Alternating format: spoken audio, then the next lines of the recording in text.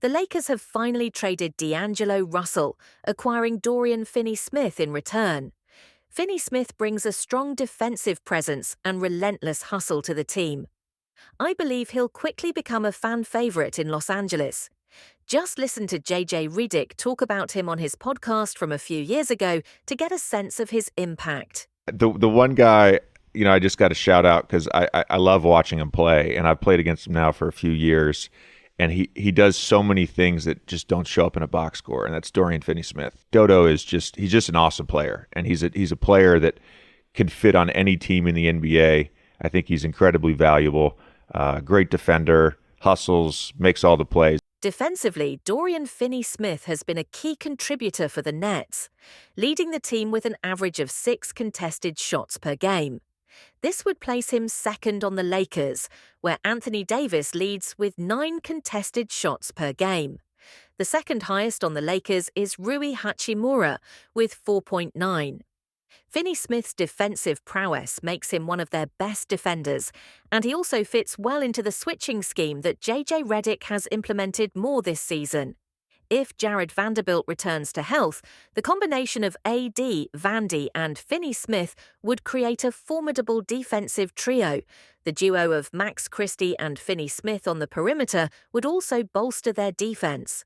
After this trade, the Lakers have noticeably improved on that end of the floor, finding success in their defensive efforts.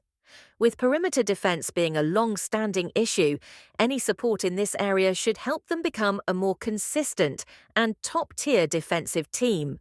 Offensively, Finney-Smith is having a career year, shooting 43.5% from 3, which is a career high, and he is also attempting a career-high 5.4 threes per game. Although this season seems like an outlier, since he typically shoots around 34% on 5 attempts per game, there's potential that his three-point shooting could regress to something closer to 37%. Right now, he is a threat from all over the floor, shooting 40% from the corners and 45% on above-the-break threes. His role offensively is clear: catch and shoot threes to space the floor for the Lakers' star players and occasionally attack closeouts. When at his best, he's an excellent connector, using his shooting to keep the offense flowing while also making the extra pass when necessary. He contributes 1.6 assists per game, and coaches appreciate him for focusing on his role without trying to do too much, minimizing mistakes.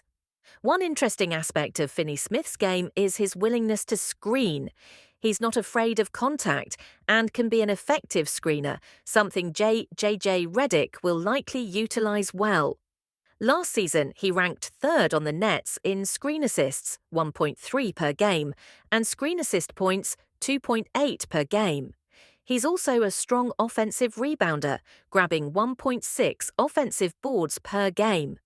Finney-Smith is the type of player who can seize crucial loose balls and create extra possessions for his team. Notably, he's the only Nets player with a positive plus-minus-plus 41, with the only other positive figures coming from G League players or end-of-bench guys, which underscores his impact. Simply put, he's a winning player. Now, moving on to Shake Milton. When he's on his game, it's hard to understand why he isn't in a more prominent NBA rotation. However, consistency can be a problem, especially in smaller minutes. He thrives when he gets the ball in his hands, needing that on-ball opportunity to get into a rhythm. When forced into an off-ball role, he often struggles with efficiency.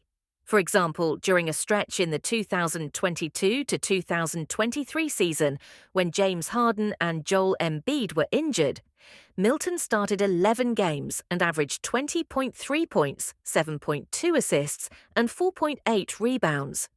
This season, he started 1 game and put up 16 points and 12 assists. He can step up when injuries hit the guard position, providing solid production.